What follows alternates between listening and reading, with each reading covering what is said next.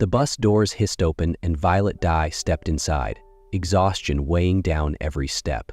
The crisp night air outside was in stark contrast to the warm, stuffy interior, filled with passengers lost in their own weary silence.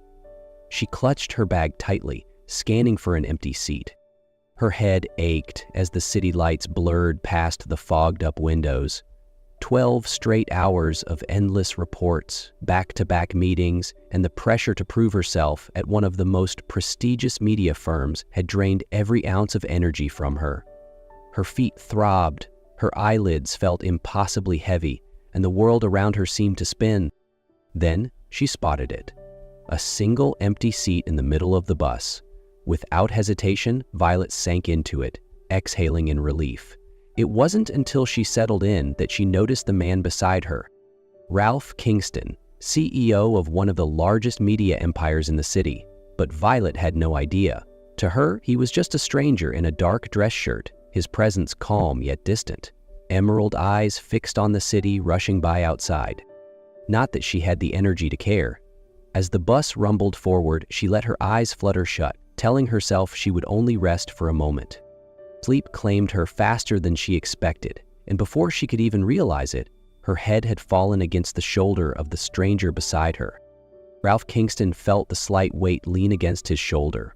He frowned instinctively, turning his head, only to find a young woman fast asleep, her chestnut hair falling loosely over part of her face. His first instinct was to pull away, but something made him pause. She looked exhausted, her breathing soft and steady, eyelashes fluttering slightly as if lost in a deep dream. A closer look revealed the faint shadows beneath her eyes, a telltale sign of long sleepless nights. Ralph exhaled quietly. He didn't usually take the bus, but tonight he just wanted a moment of peace. A day filled with high-stakes meetings, crucial decisions, numbers, and contracts. It was all too much. He needed an escape, even if just for a little while. And now, on this ordinary late-night bus ride, a complete stranger had fallen asleep on his shoulder, completely unaware of who he was. The bus jolted over a pothole, but Violet remained asleep, unconsciously shifting closer against him. A loose strand of hair slipped across her cheek, and Ralph noticed just how unguarded she was. How long had it been since he'd seen someone trust the world so easily?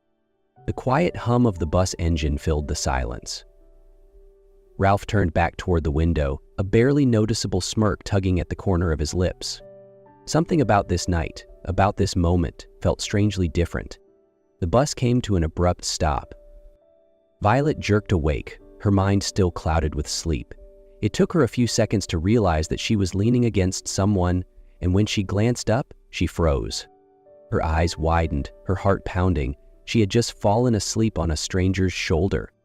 But before she could react, her gaze snapped to the window. The scenery outside was completely unfamiliar. Her stop had passed. No. She scrambled for her bag, reaching for her phone in panic. In her rush, her elbow knocked into the cup holder beside her. The lid popped off. Dark liquid splashed across Ralph's crisp white dress shirt. Violet stared in horror. "Oh my God!" she gasped, fumbling for a handful of napkins from her bag, hands shaking as she tried to blot the stain. "I'm so sorry. I swear I didn't mean to. I'll pay for dry cleaning or buy you a new one." Ralph said nothing, simply glancing down at the spreading stain before looking back up at her. The silence stretched, and Violet felt like she was seconds away from spontaneous combustion. Then, unexpectedly, Ralph let out a low chuckle. A warm, amused, completely unbothered laugh. "Don't worry about it," he said smoothly, a flicker of amusement in his emerald eyes. "I think I owe you anyway, after that rather comfortable nap you just took." Violet's face burned red. He was teasing her. Groaning, she buried her face in her hands, mortified beyond belief. The bus came to another stop, and without thinking she grabbed her bag and bolted off, her heart still racing from sheer embarrassment. It wasn't until she was standing on the sidewalk, catching her breath, that she realized something. She hadn't even gotten a proper look at his face. Violet stood in front of the mirror, adjusting the blazer over her blouse. She couldn't afford any mistakes today. After weeks of hard work, today was the big intern presentation. She had spent countless nights refining her project, hoping for a chance to prove herself to the executives. If she did well, she could secure a full-time position at the company. Grabbing her laptop, she rushed out of her apartment, completely unaware that the man whose shoulder she had slept on last night was the one who would decide her future. The glass-walled conference room was filled with quiet murmurs. Violet took a deep breath, scanning the room.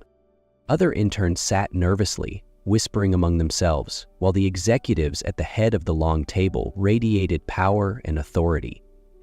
She barely had time to find her seat before the main doors swung open. The entire room went still. Ralph Kingston walked in. Violet forgot how to breathe. No way. The man she had fallen asleep on last night, the man whose shirt she had ruined with coffee, the man who had teased her right there on the bus, was the CEO of this company.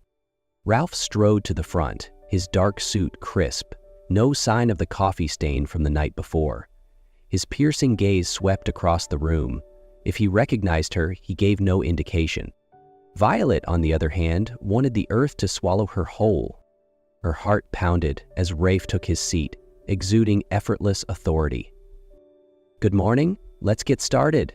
I'm looking forward to hearing what you've prepared." His voice was deep, steady, commanding.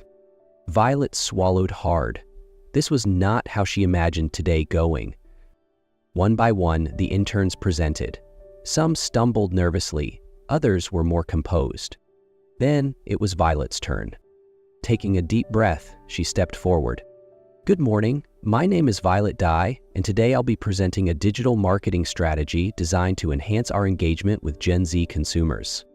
As she spoke, she slowly found her rhythm. The nerves faded, replaced by confidence. She laid out her data, highlighted key trends, and proposed an innovative campaign. By the time she finished, the room was silent. Then, polite applause. Violet exhaled, until Rafe leaned forward. "Impressive presentation," he said casually, "but I have a question." Violet tensed. Of course he did.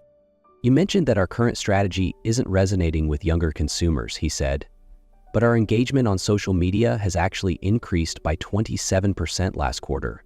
What data did you use to support your claim?" Silence. The interns exchanged nervous glances.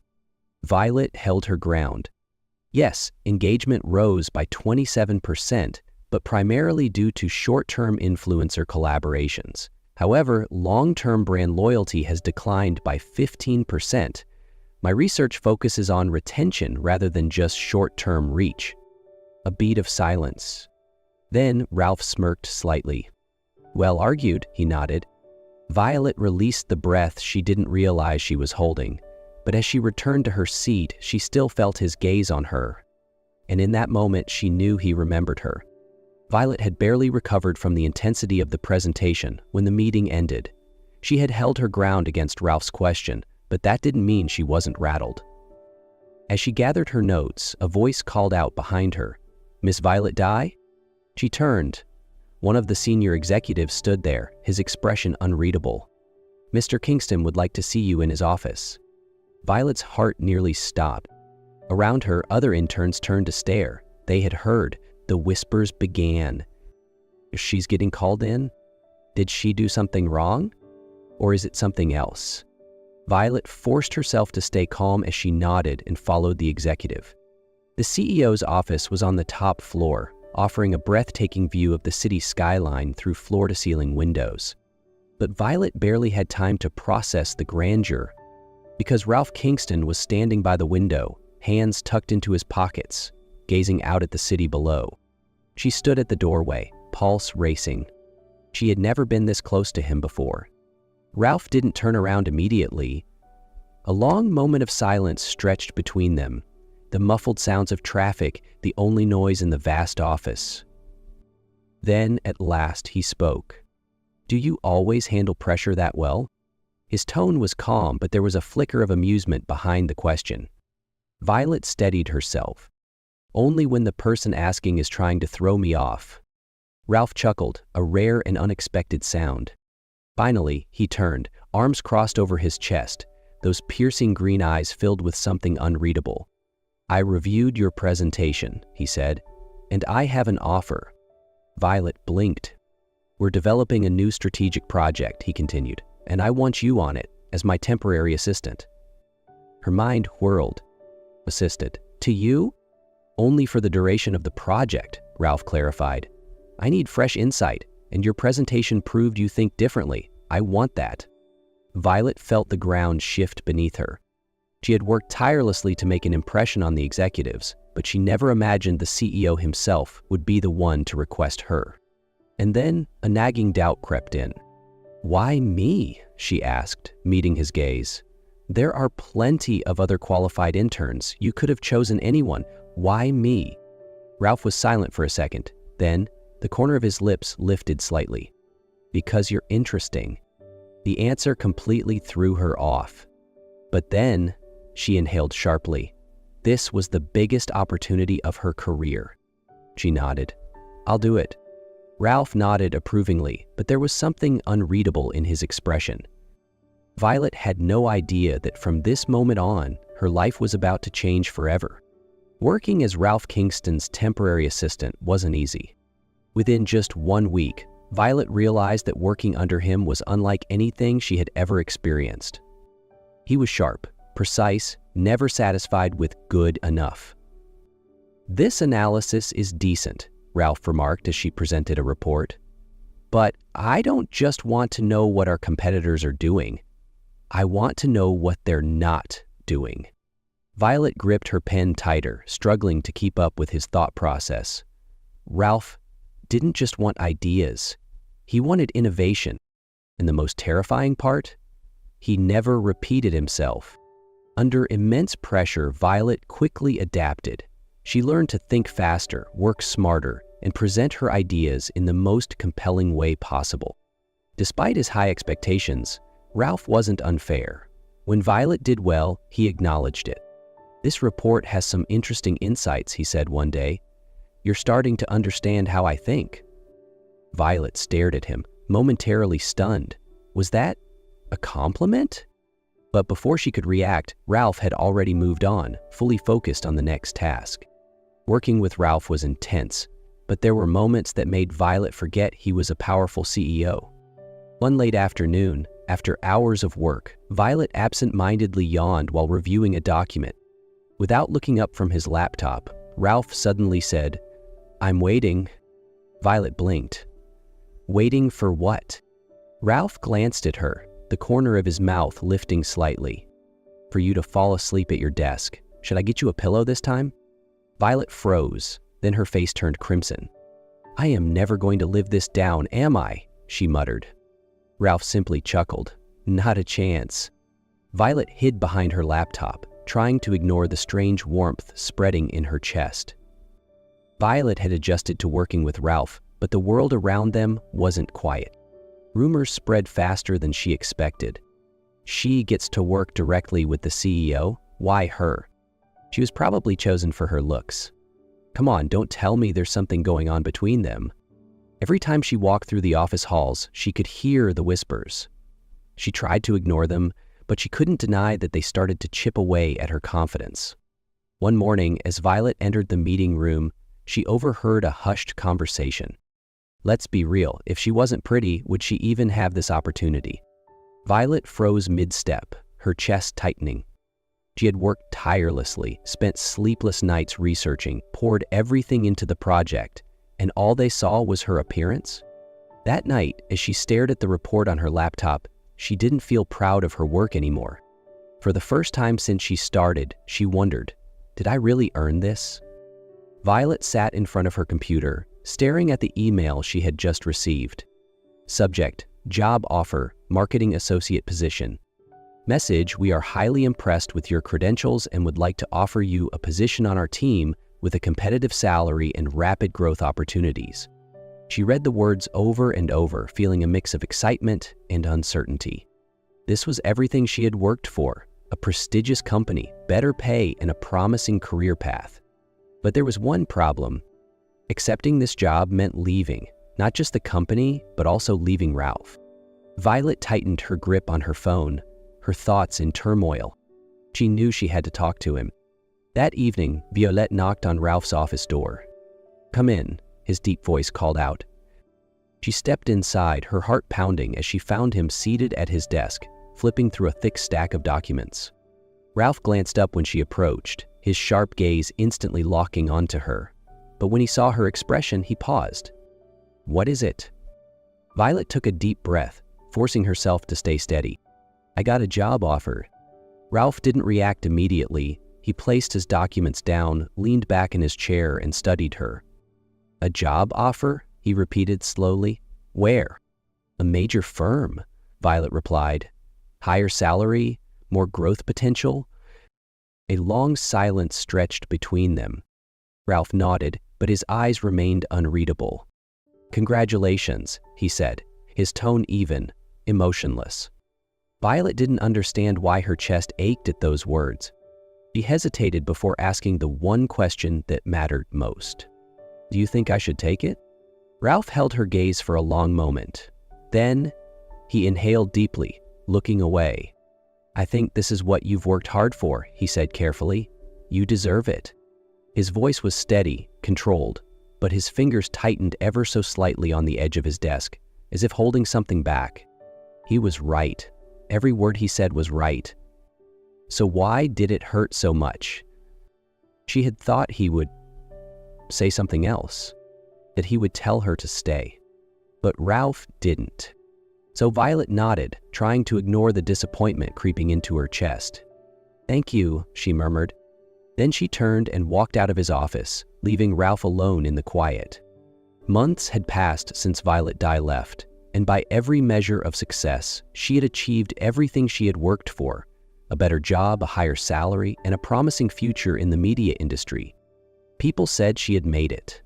Colleagues admired her, her boss valued her, and her career was thriving.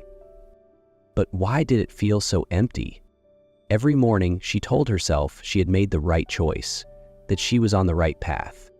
But every night, alone in her apartment, she realized her heart had never really left, because it was still with him.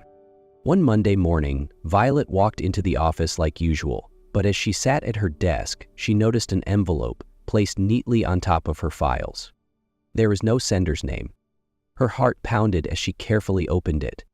Inside was a single bus ticket for the same bus route from that night, where everything between them had begun. And tucked inside was a small note, with only one sentence. "I'm still waiting for you on that bus. Don't fall asleep this time." Her fingers trembled slightly as she held the paper. She didn't need to ask who sent it. Her heart made the decision before her mind could protest. She shot up from her chair, grabbed her coat, and ran out of the office. Violet raced through the city, her breath uneven, her pulse hammering. The world around her blurred, the honking cars, the hurried footsteps, the flickering neon signs. She wasn't thinking. She was just running, heart pounding, with only one thought in her mind. She had to get to that bus stop. And when she reached it, he was there. Ralph Kingston stood among the crowd, hands in his pockets, his expression calm yet unreadable. Violet froze, her heartbeat thudding painfully. He was still here, still waiting, as if he had always known she would come. Her breath caught, but this time she didn't hesitate. She walked straight toward him. And before Ralph could say a word, Violet threw herself into his arms, holding onto him like she never wanted to let go. Ralph wrapped his arms around her tightly, his breath warm against her hair. "I'm not leaving this time," Violet whispered, her voice trembling. Ralph exhaled, as if he had been holding his breath for months. His arms tightened around her, anchoring her in place. "And this time," he murmured, his voice raw with emotion, "I won't let you go." And there, amidst the bustling city, amidst the rushing people, nothing else mattered but this moment. This time, they weren't letting love slip away.